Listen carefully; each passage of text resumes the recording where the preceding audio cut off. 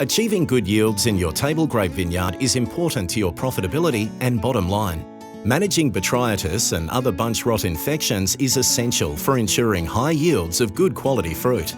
This short InnoGrape video aims to provide you with some insights into managing botrytis bunch rot in your vineyard.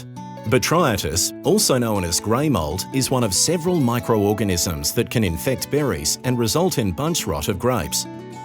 In addition to botrytis, other organisms, including fungi and bacteria that cause black and blue molds and ripe, bitter and sour rots, can also become problematic in table grape vineyards. It's important to note that most fungicides available to grape growers have been developed to combat botrytis and are not very effective against these other bunch rot organisms. The botrytis fungus overwinters in the fruit and leaf litter from the previous season, and spores are spread by wind and insects. Favourable conditions for botrytis infection include wet, humid and mild weather around 15 to 20 degrees, which encourages sporulation and infection, tight and congested bunches with damaged berries, and dense vine canopies that restrict airflow, increase humidity and reduce fungicide spray penetration.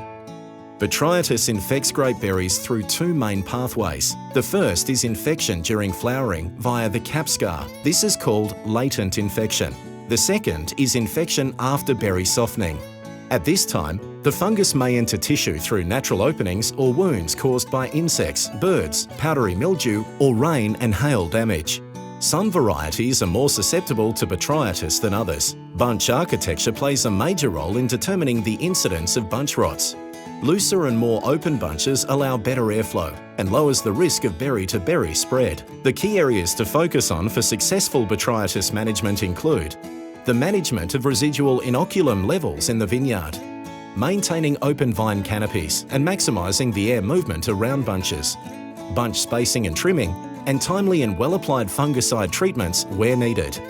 The most important spray times to achieve good control of botrytis are during flowering to prevent latent infection of young berries and reduce inoculum in the cluster, and at pre-bunch closure to cover and protect berries, especially those berries on the inside of bunches. It's important to manage fungicide resistance in your vineyard. Botrytis can develop resistance to fungicides in situations where there is frequent use of one product or one with a similar chemical activity group. Resistance can also be a problem where an incorrect dose or timing of a chemical is used. It is also important to carefully follow fungicide withholding periods so that residue levels are not exceeded. Remember, it's your responsibility to read the label and follow specific use and safety recommendations.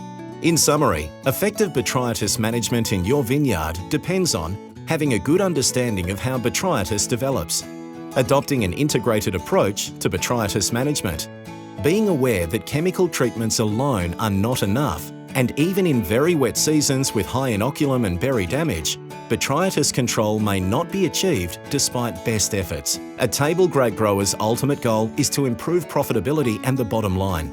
Successful management of botrytis is essential to ensure high yields and premium fruit quality are achieved. This video is brought to you by InnoGrape, a table grape extension program supported by the Australian Table Grape Association with funding from the Foundation for Rural and Regional Renewal and the William Buckland Foundation.